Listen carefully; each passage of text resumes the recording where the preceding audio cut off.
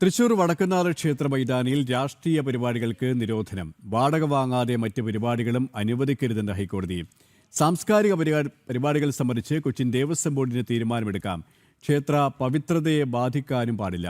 2 ഭക്തർ നൽകിയ ഹർജിയിലാണ് ഉത്തരവ്. വിശദാംശങ്ങളുമായി രേഷ്മ ബാബു ചേരുകയാണ്. രേഷ്മ, ഇത് സംബന്ധിച്ച് കോടതിയുടെ ഉത്തരവ്, വിശദാംശങ്ങൾ.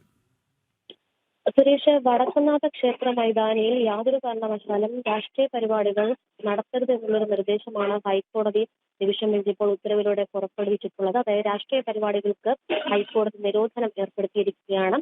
സാംസ്കാരിക പരിപാടികൾ നടത്തുന്നത് സംബന്ധിച്ച് കൊച്ചിൻ ദേവസ്വം ബോർഡിന് തീരുമാനമെടുക്കാം. അതിൽ തന്നെ ഫീസ്, വാടകയൊക്കെ തന്നെ ഈടാക്കിക്കൊണ്ട് വേണം ഇത്തരം സാംസ്കാരിക പരിപാടികൾ നടത്താനായിട്ട്. ഈ പരിപാടികൾ നടക്കുന്ന ഘട്ടത്തിൽ ഭാഗികമായിട്ടോ അല്ലെങ്കിൽ സ്ഥിരമായിട്ടോ നിർമ്മാണ പ്രവർത്തനങ്ങളും അനുവദിക്കില്ല. പാട്ടക്കരാർ വ്യവസ്ഥയിൽ പരിപാടികൾ നടത്താനായിട്ട് ക്ഷേത്ര മൈതാനം വിട്ടുകൊടുക്കുകയാണെങ്കിൽ അതിൽ കൃത്യമായിട്ട് മാർഗനിർദ്ദേശങ്ങൾ, അതായത് അതിന്റെ മാലിന്യ സംസ്കരണം ഉൾപ്പെടെയുള്ള മാർഗനിർദ്ദേശങ്ങൾ കൃത്യമായി പാലിക്കണം.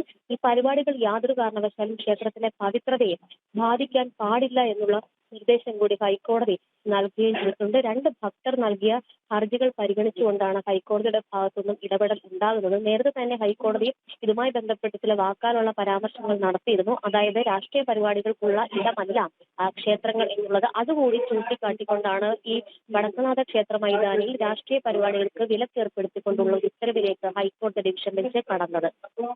ശരി, രേഷ്മ ബാബുവാണ് കൊച്ചിയിൽ നിന്നും വിശദാംശങ്ങൾ നൽകിയത്.